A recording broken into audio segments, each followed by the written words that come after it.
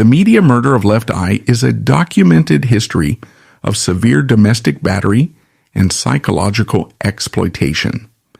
After suffering extreme physical abuse from Andre Rison in 1994, Lisa Lopes accidentally burned down his mansion in retaliation. The music industry completely ignored domestic violence, instead forcing her to wear a firefighter costume to market her next album. Relentlessly mocked by the press and branded as unstable, the isolated star fled the country to Honduras, where she died in a fatal 2002 car crash. This is the clinical reality of how the media destroys domestic abuse victims for profit. Atlanta in 1993 was the undisputed epicenter of a new cultural collision. The city was rapidly transforming into the mecca of black entertainment, a place where the exploding hip-hop industry and elite professional sports aggressively intersected. In the middle of this neon-lit, high-stakes environment stood two figures occupying completely opposite ends of the economic reality of fame. Lisa Lopes was the creative visionary and energetic core of TLC, a group rapidly ascending to become the biggest-selling American girl group in history. Andre Rison was the star wide receiver for the Atlanta Falcons, an NFL powerhouse known for his aggressive playing style and volatile off-field persona. Shattering any illusion of a standard celebrity romance, their collision manifested strictly as the intersection of absolute financial vulnerability and unchecked, heavily funded physical dominance. The public image of TLC in 1993 projected massive wealth and untouchable success. Their debut album, Oh, on the TLC tip, had sold millions of copies.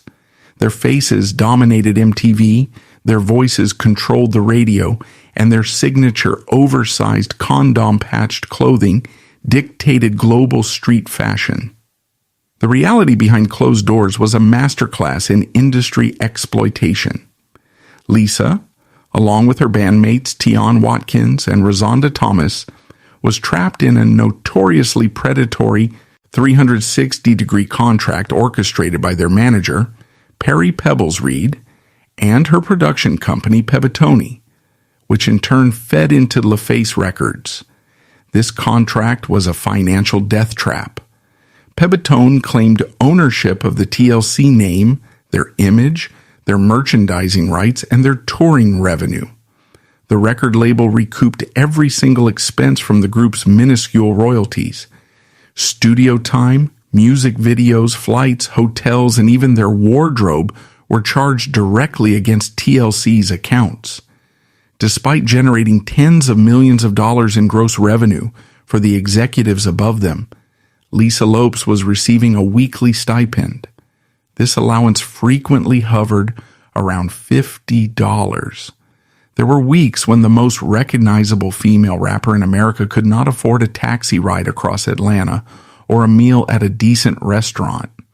She was a global icon living in functional poverty, heavily in debt to the very system that broadcast her face to the world. Andre Rison inhabited a different universe within the same city. He was in the prime of his athletic career, securing a contract with the Falcons that paid him a reported $3 million annually.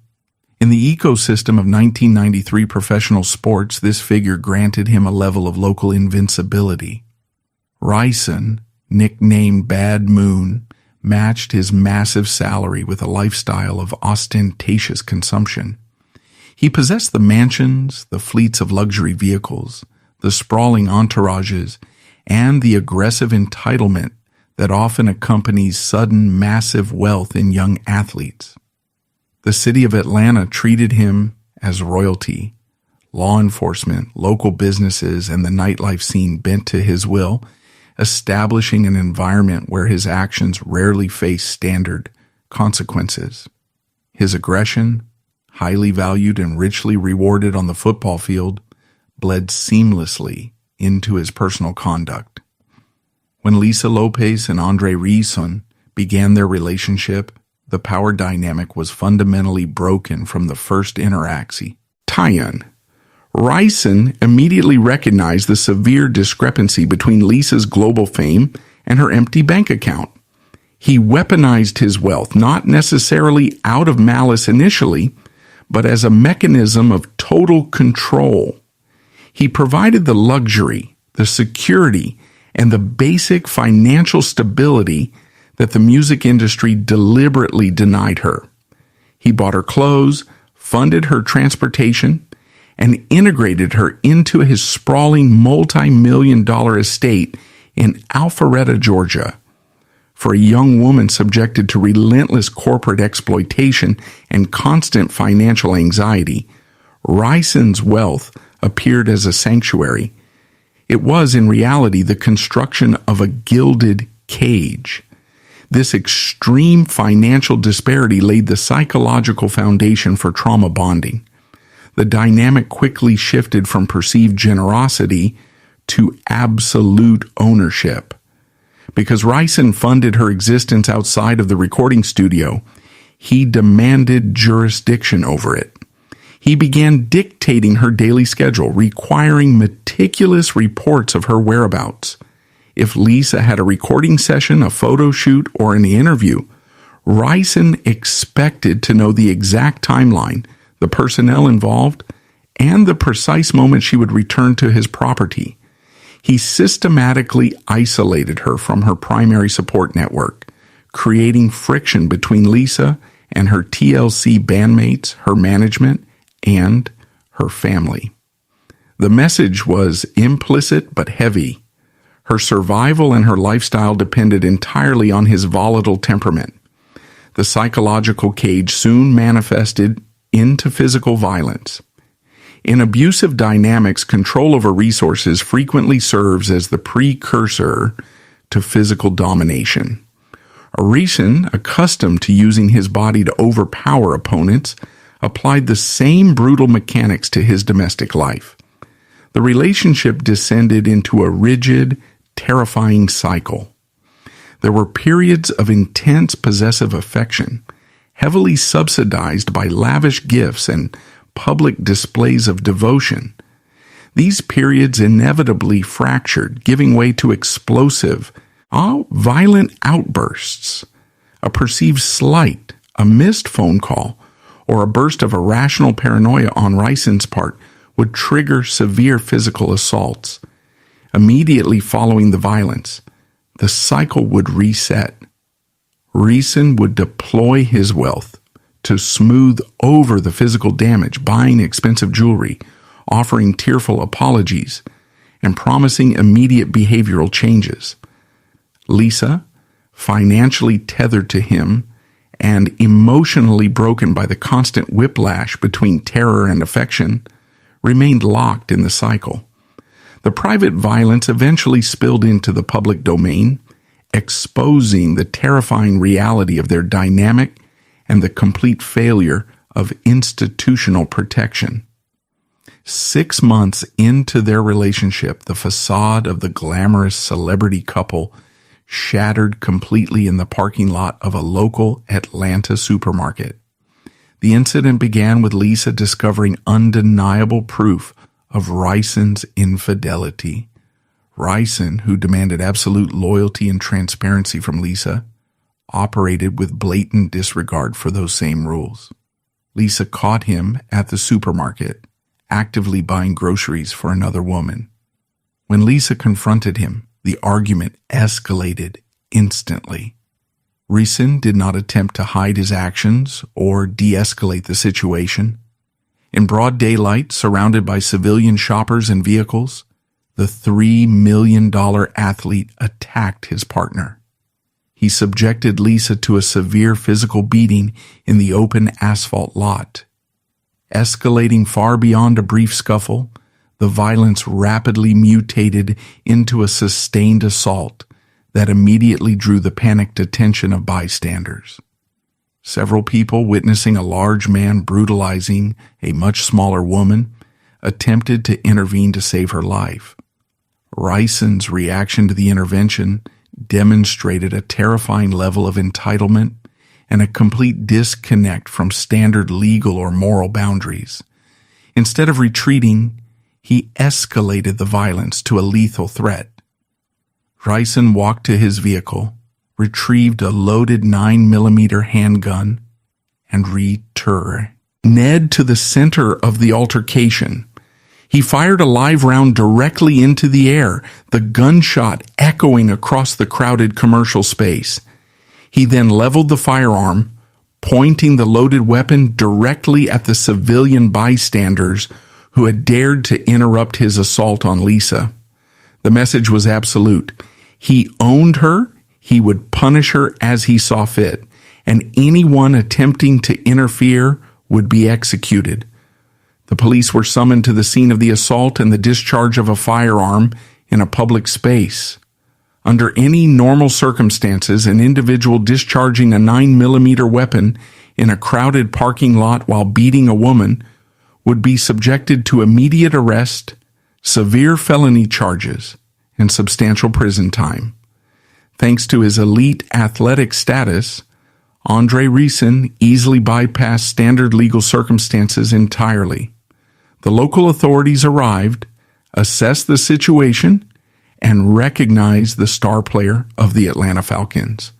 The criminal charges stemming from the brutal public beating and the reckless use of a deadly weapon were quietly, efficiently dropped. The legal system functioning in Atlanta at that time prioritized the career of an elite athlete over the physical safety of a young black woman. The dismissal of the charges following the supermarket incident finalized the trauma bond and cemented Lisa's psychological entrapment. The legal leniency sent a chilling, undeniable message to both the abuser and the victim. For Rison, it was absolute confirmation of his invincibility. It proved that his wealth and his status shielded him from the consequences of extreme violence, effectively granting him permission to continue the abuse in private without fear of legal reprisal. For Lisa, it was a devastating confirmation of her utter lack of value in the eyes of the law. If a public beating and a fired weapon in broad daylight resulted in zero consequences for her abuser, she knew that whatever happened behind the closed doors of his Alpharetta mansion would be entirely ignored. The legal system had abandoned her. Her record label was financially starving her, and her entire physical reality was controlled by the man beating her. The abuse was normalized, the isolation was complete, and the foundation for a much larger catastrophic explosion was irreversibly set in place. In the months that followed the parking lot incident, the psychological degradation within the Alpharetta mansion accelerated. Rison operated with complete impunity. His infidelities became more blatant, a deliberate tactic to erode Lisa's self-worth and reinforce his dominance. Going far beyond simply cheating, he actively weaponized the evidence of his betrayal by bringing it directly into the space he controlled. The ultimate manifestation of this psychological torture occurred when Lisa returned to the mansion to find a strange woman physically hiding inside their shared walk-in wardrobe. The intruder was wearing Lisa's own pink coat. Rather than a mere lapse in judgment, this intrusion served explicitly as a demonstration of absolute power. He could replace her, humiliate her, and violate her personal space using the very items he had purchased for her, and she had absolutely no recourse. The tension inside the multi-million-dollar home was calcifying. Every lavish gift, every piece of expensive clothing, and every square foot of the mansion became a reminder of her complete subjugation. The environment was highly combustible, built entirely on suppressed terror, financial exploitation, and the agonizing daily reality of a victim completely stripped of her agency.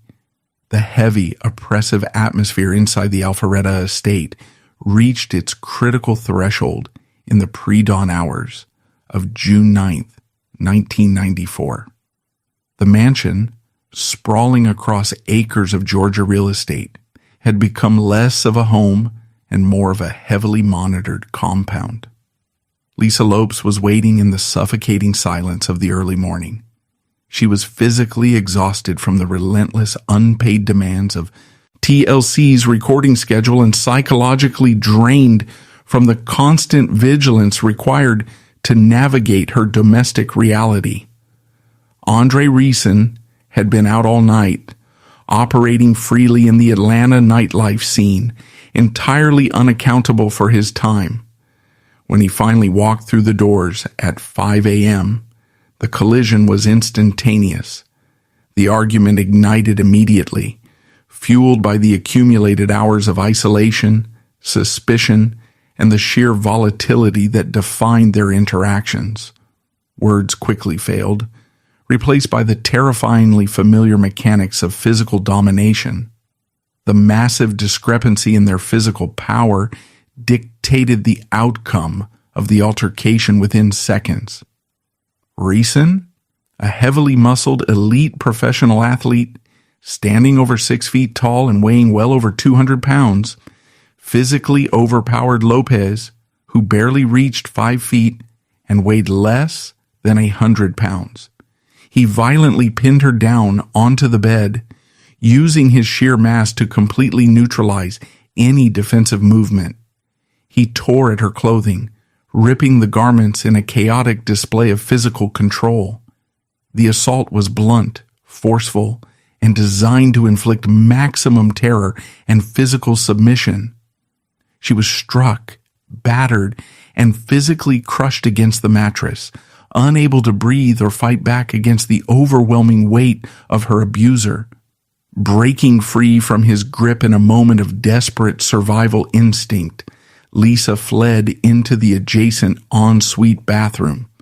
The transition from the violent chaos of the bedroom to the harsh, sterile lighting of the bathroom forced an immediate, horrifying confrontation with reality. Looking into the heavy vanity mirror, the physical toll of the relationship was undeniably mapped across her face. She saw the immediate swelling, the skin beginning to violently discolor into severe bruises, a busted lip bleeding freely, and deep lacerations across her hands from attempting to fend off the blows. She was looking at the face of a woman being systematic, allied destroyed behind closed doors. Her nervous system, subjected to months of relentless physical threat and emotional manipulation, was entirely hijacked by a primitive survival response.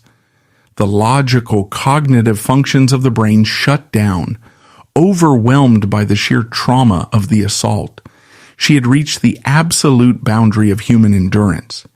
This moment in the bathroom was the genesis of a desperate, uncontrollable physical reaction. When a human being is trapped, repeatedly beaten, financially starved, and stripped of all agency, the resulting explosion of energy is not a calculated crime. It is the violent fracture of the psyche. It is reactive abuse, a visceral, destructive strike back at the source of the torment, when no other avenue of escape exists. Leaving the bathroom in a state of severe shock and hyperventilation, Lisa walked into Rison's expansive walk-in wardrobe. The closet was a monument to Rison's wealth and his absolute focus on himself.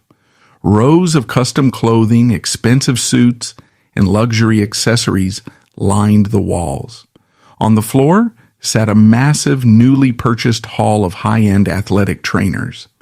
Rison had recently gone on a lavish shopping spree. He had purchased dozens of pairs of expensive sneakers. He bought them in his own size. He bought pairs for his friends, his associates, and his entourage. He had spent thousands of dollars outfitting the people in his orbit.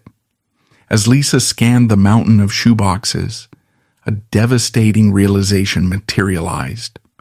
Among the dozens of pairs of newly purchased shoes, there was not a single pair in a size 4. There was nothing for her. In the immediate aftermath of a brutal physical beating, this omission was not perceived as a simple oversight. It was the ultimate glaring symbol of her complete erasure. He was out all night. He was violently assaulting her, and he was spending thousands of dollars on his crew while effectively confirming that she did not exist to him.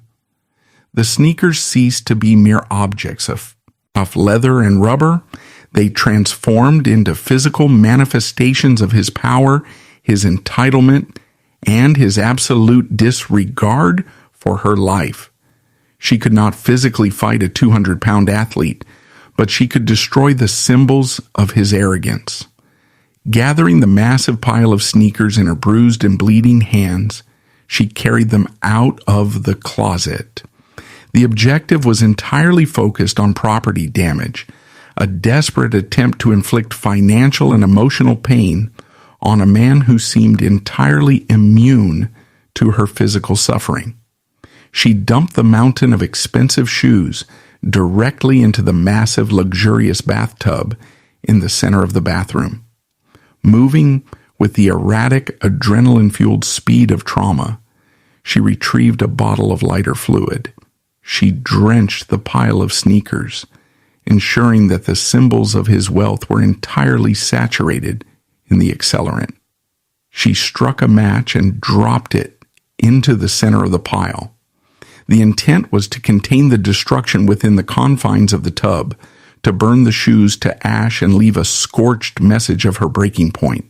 However, the architectural reality of the multi-million-dollar mansion betrayed her. She believed the massive, ornate bathtub was carved from solid marble, a material that would easily contain the localized blaze. It was not. The tub was constructed from fiberglass, a highly combustible synthetic material. The moment the flames ignited the lighter fluid, the fire did not just consume the leather and rubber of the sneakers. It violently attacked the structural integrity of the tub itself. The chemical reaction was immediate and catastrophic. The fiberglass ignited with explosive force, feeding the flames and sending a massive column of thick, toxic black smoke billowing into the ceiling. The heat intensified exponentially within seconds, melting the surrounding fixtures and violently leaping from the confines of the tub to the luxurious curtains, the walls, and the wooden framework of the mansion. The fire quickly breached the bathroom door, aggressively feeding on the oxygen in the massive bedroom and racing through the ventilation systems of the sprawling estate. Realizing the fire had instantly bypassed her control, the sheer panic of the situation overrode the shock of the assault. The $1.3 million mansion was being rapidly consumed. The flames tore through the roof, illuminating the Alpharetta sky as the structural beams began to fail and collapse. Law enforcement and multiple fire engines descended upon the chaotic scene, finding the sprawling property completely engulfed in an uncontrollable inferno. As the estate burned to the ground, reducing Rison's gilded cage to a massive pile of smoking ash, Lisa Lopes was apprehended by the police. Standing outside in the Georgia heat, her face battered from the assault, the flashing red and blue lights of the police cruisers illuminated the catastrophic end of her isolation. She was immediately taken into custody, handcuffed, and transported to the precinct, where the camera flashed, capturing a mugshot that the media machinery was already preparing to weaponize against her. The morning after the fire, the Alpharetta Police Department released Lisa Lopes' mugshot to the press. The image immediately became one of the most widely circulated photographs of the decade, completely redefining her public existence.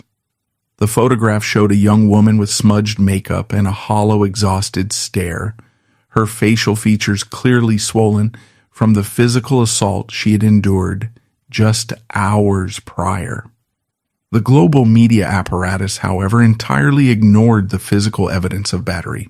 Instead, they seized upon the image and rapidly constructed a highly profitable caricature: the crazed, irrational, and violently jealous girlfriend.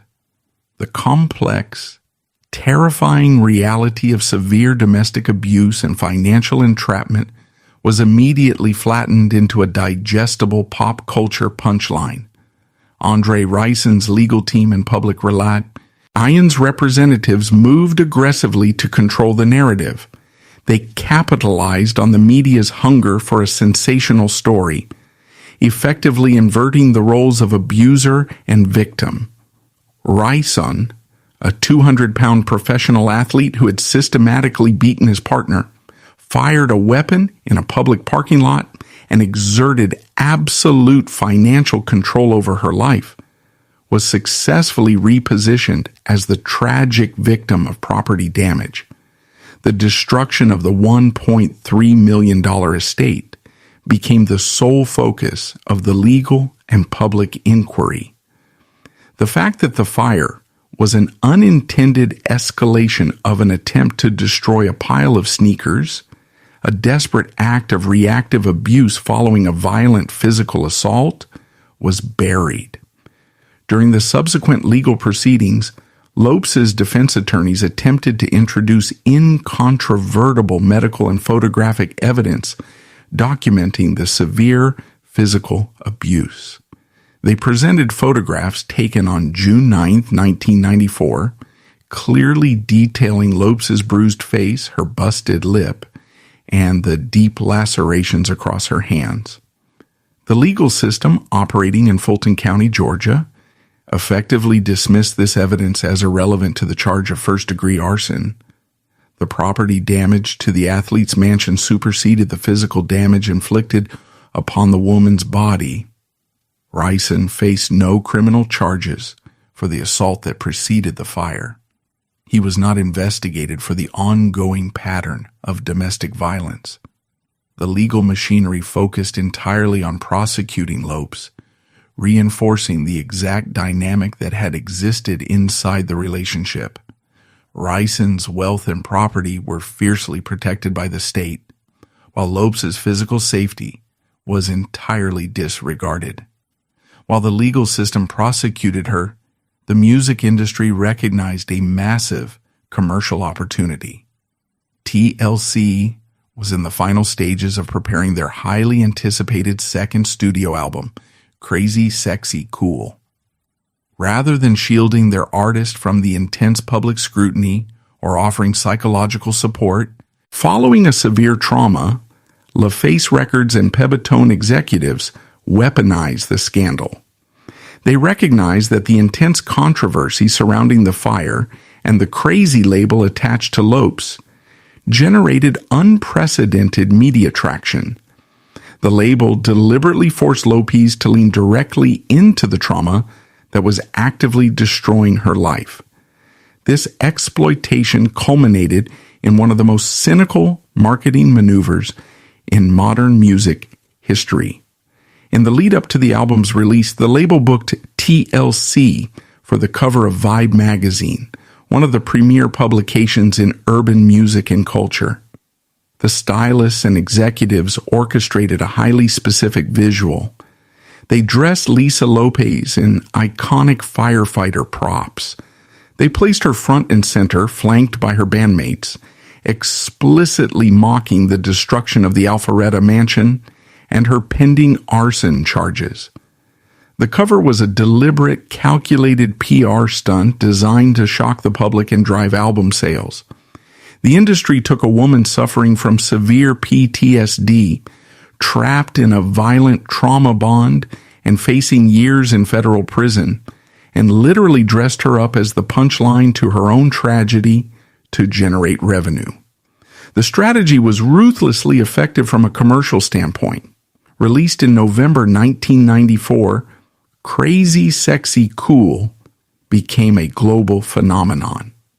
Driven by the massive controversy and the undeniable quality of the music, the album dominated the Billboard charts, eventually selling over 23 million copies worldwide and securing 2 Grammy Awards.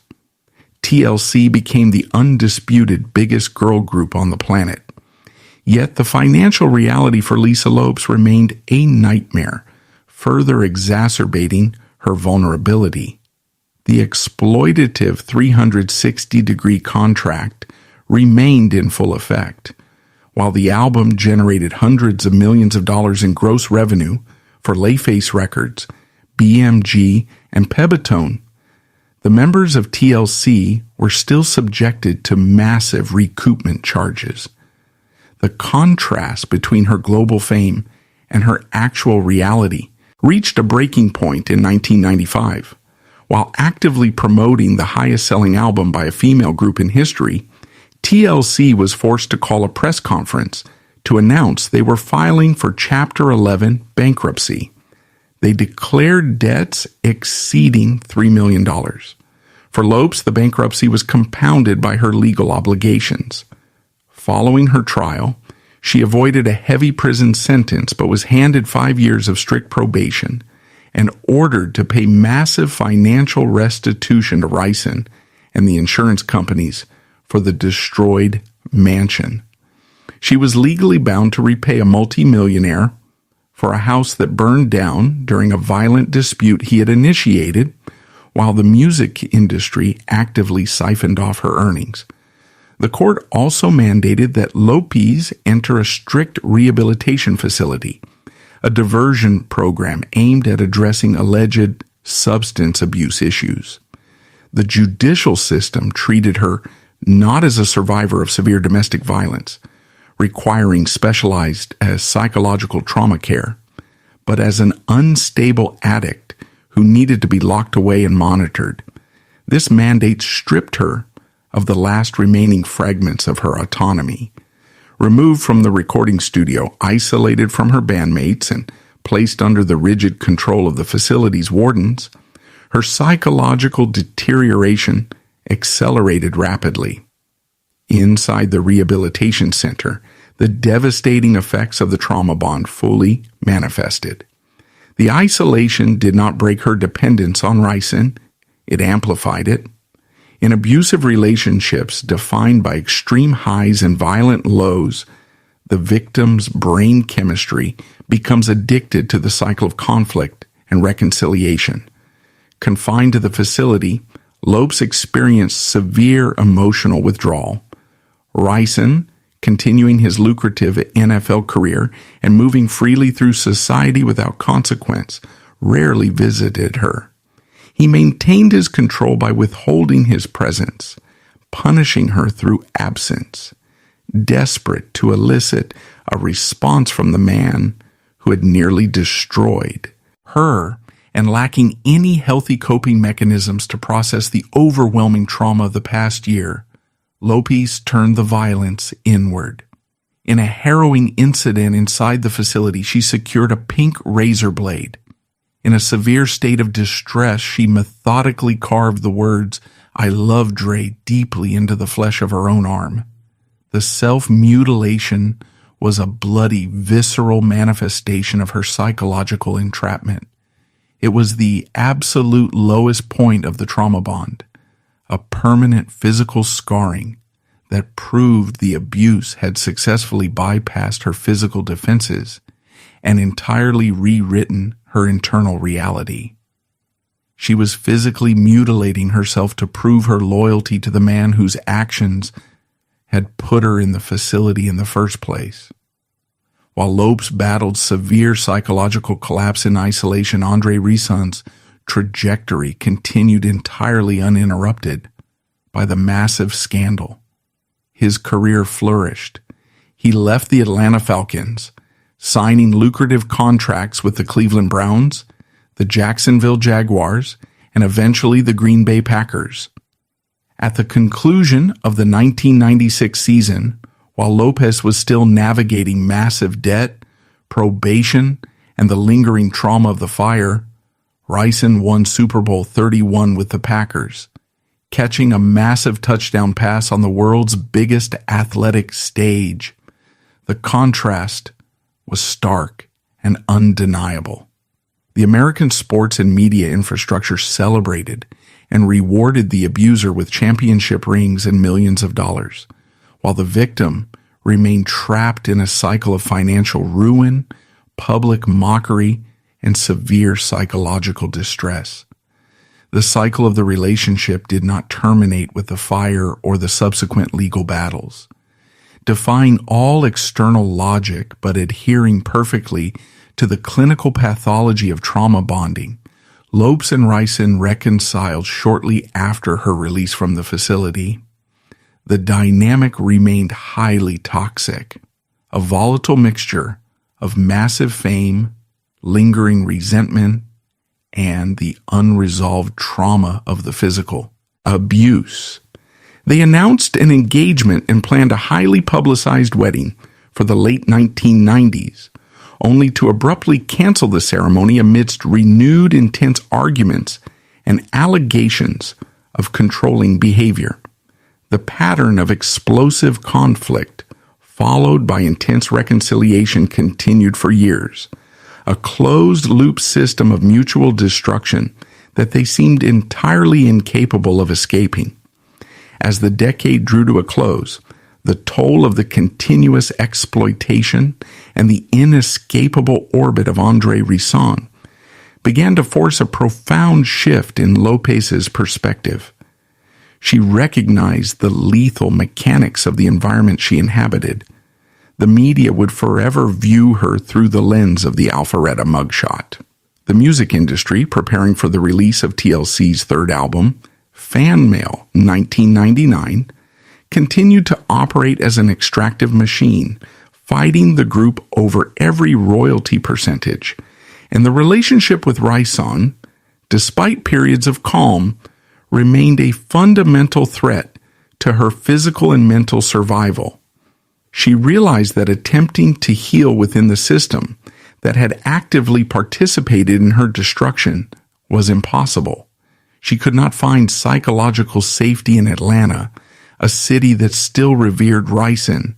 She could not find financial security within the corporate structure of the American music industry. To survive, she had to completely sever her ties to the infrastructure of her fame. This realization initiated a desperate, radical pursuit of an exit strategy, leading her to look far beyond the borders of the United States toward extreme, holistic healing and a final fatal attempt to outrun the demons that the industry and her abuser had so meticulously installed within her. The humid, dense jungles of La Ceiba, Honduras, stood in absolute contrast to the manicured multi-million-dollar estates of Alpharetta, Georgia. By the spring of 2002, Lisa Lopes had entirely abandoned the American entertainment infrastructure. She was not on a vacation. She was executing a desperate, radical medical intervention on her own psyche. She had funneled her remaining resources into establishing the Usha Healing Village alongside the controversial herbalist Dr. Sebi. The objective was a complete physiological and psychological purge. She subjected herself to rigorous fasting, extreme alkaline diets, and sensory isolation. The industry narrative framed this as the eccentric behavior of an unpredictable pop star. The clinical reality was that she was a severe trauma survivor, attempting to detoxify from a decade of abuse, public humiliation, and corporate exploitation. Even thousands of miles away, the psychological shadow of Andre Rison dictated her existence. Rison remained in the United States, his reputation entirely intact, transitioning out of a highly lucrative NFL career with a Super Bowl ring and millions in the bank. Lopes, conversely, was still fighting the internal wreckage he had helped install. The trauma bond, the physical beatings, and the ensuing public mockery had severely fractured her sense of safety. She experienced the classic symptoms of complex PTSD, hypervigilance, severe paranoia, and an intense fixation on spiritual signs. She believed she was being actively hunted by a dark, consuming energy. Stripped of any mystical delusion, this severe paranoia functioned strictly as a terrifyingly logical manifestation of her reality. For years, she had been hunted by the press, stalked by debt collectors, and physically dominated by a massive athlete. Her nervous system simply projected that very real, historical terror onto her current surroundings. This paranoia calcified into absolute terror in the first week of April 2002. While traveling as a passenger in a van through a Honduran village, the vehicle struck and killed a 10-year-old local boy named Baron Isaiah Toma. The tragedy shattered Lopes. She stepped out of the vehicle, held the dying child, and subsequently paid for all his funeral expenses. However, the psychological processing of the event was entirely warped by her trauma. She looked at the boy's last name, Toma, which translates to take in Spanish, and drew a chilling, fatalistic conclusion. She explicitly stated to her entourage and the documentary crew following her that the spirit of death had been tracking her, but had made a mistake, taking the child's life instead of her own. She was convinced her execution had merely been delayed. The timeline rapidly collapsed toward April 25th, 2002. Lopes was driving a rented Mitsubishi Montero SUV along a remote two-lane highway near Jutiapa. The vehicle was packed with 8 people, including her sister, members of the R&B group Egypt, and local guides. Lopes was at the wheel. The environment was deceptive. The road was seemingly clear, but the driving conditions in rural Honduras were notoriously volatile. As she navigated a curve, a large truck abruptly stopped in the middle of her lane. Reacting with the split-second panic of a driver carrying a full heavy vehicle, Lopes swerved sharply into the left, opposing lane to avoid a rear-end collision. The maneuver placed the SUV directly in the path of an oncoming car. Facing a devastating head-on impact, Lopes jerked the steering wheel violently back to the right. The sudden, extreme overcorrection at high speed completely destabilized the top-heavy Mitsubishi. The SUV left the asphalt, violently hitting the grassy ditch alongside the highway, and immediately began to roll. The physics of the crash were absolute and unforgiving. As the heavy metal chassis flipped multiple times, the immense kinetic energy ripped through the cabin. Lopes was the only occupant in the vehicle not wearing a seatbelt. She was violently ejected through the window as the SUV crushed itself against the earth. She sustained massive, catastrophic head trauma. There was no prolonged rescue effort, no dramatic rush to a trauma center. Lisa Lopes was killed instantly on the dirt shoulder of a foreign highway at the age of 30. The final agonizing detail was that the entire sequence, the sudden swerve, the panic in the cabin, and the camera dropping as the vehicle rolled, was captured on her own documentary equipment. Within hours, the news breached the United States, triggering an immediate, grotesque pivot in the American media apparatus. The very conglomerates that had spent the last 8 years mocking her trauma rapidly rebranded her. MTV, Layface Records, and the tabloid networks interrupted their programming for solemn, mournful tributes.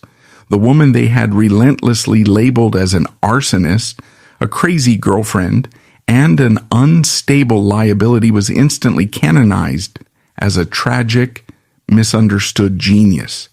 The hypocrisy was total. The music industry, which had forced her to declare bankruptcy while her album sold 23 million copies, immediately began capitalizing on the massive spike in her catalog sales following her death. The final bitter resolution of the Alpharetta fire narrative crystallized at her funeral in Lithonia, Georgia. Over 10,000 people attended, flooding the streets around the New Birth Missionary Baptist Church. Sitting prominently among the mourners, dressed in a sharp suit and wearing dark sunglasses, was Andre Rison. The media cameras focused on his grief, treating him with the quiet respect reserved for a bereaved former fiancé. No reporter asked him about the supermarket parking lot. No journalist mentioned the physical beatings, the 9mm handgun, or the severe bruising she suffered the night the mansion burned. The American public allowed Andre Rison to mourn the woman whose psychological destruction he had actively engineered. He was permitted to walk away from the narrative entirely clean, protected to the very end by his wealth, his gender, and his status as an athlete. He remained the tragic victim of a house fire. She was permanently buried as the volatile spark. The $1.3 million blaze in 1994 was never a pop culture joke, nor was it the isolated act of a deranged woman. It was the desperate, explosive manifestation of a victim completely stripped of her power, fighting a massive, violent force in total isolation. Pop culture weaponized her trauma, turning her plea for survival into a lucrative Halloween costume and a $1 million PR campaign. Society only granted Lisa Lopes the grace, the respect, and the title of a victim once she was safely sealed inside a casket, incapable of speaking the brutal truth about the men and the systems that drove her into the fire. The earth over Lisa Lopes' grave had long settled, yet the cultural machinery that facilitated her destruction continued to operate with terrifying efficiency. 2 decades after the fatal crash in Honduras, the precise mechanics of victim blaming remained fully active in modern society. By October 2022, a new generation of consumers, entirely disconnected from the historical reality of the 1994 Alpharetta fire, weaponized her trauma for digital clout. Across social media platforms, individuals actively recreated her infamous mugshot as a Halloween costume. They meticulously copied the smudge makeup, the bruised aesthetic, and the defiant stare. They wore it as a harmless joke, a nostalgic nod to 1990s pop culture chaos. This phenomenon confirmed a grim reality. The entertainment industry's initial framing of Lopes as an irrational arsonist girlfriend was so successful, so deeply embedded in the public consciousness, that it easily outlived the woman herself. The physical bruises inflicted by Andre Rison had faded. The institutional mockery was permanent. The persistence of this cruel caricature necessitates a brutal psychological autopsy of the events leading to the fire. The tragedy of Lisa Lopes serves as the ultimate clinical blueprint for identifying and dissecting domestic terrorism disguised as high-profile romance. The destruction did not begin with a lighter and a pile of sneakers. It began with a systematic dismantling of a woman's boundaries, enforced by massive financial leverage. The initial indicators in the Rison-Lopes dynamic are the exact red flags present in millions of toxic relationships globally. Instead of demonstrating intense love or protective care, utilizing wealth or status to demand total jurisdiction over a partner's schedule, functions explicitly as the implementation of a prison protocol. The concept of reactive abuse, the violent, explosive retaliation from a victim, pushed entirely beyond the limits of human psychological endurance, must be stripped of its tabloid sensationalism and understood as a severe crisis response. When society law enforcement, and the immediate community fail to intervene in the early stages of isolation and physical battery, they guarantee a catastrophic reaction. The victim, suffocated by the abuser's control and abandoned by the system, eventually weaponizes their own desperation. The resulting action, whether it is self-harm with a razor blade or the destruction of a multi-million-dollar estate, is immediately seized upon by the abuser. The abuser presents the reaction as the crime, completely erasing their own history of provocation and violence.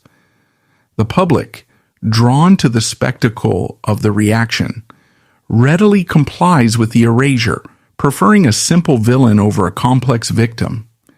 To extract any tangible value from the wreckage of this relationship, a radical shift in how individuals navigate emotional stress and hostile environments is required.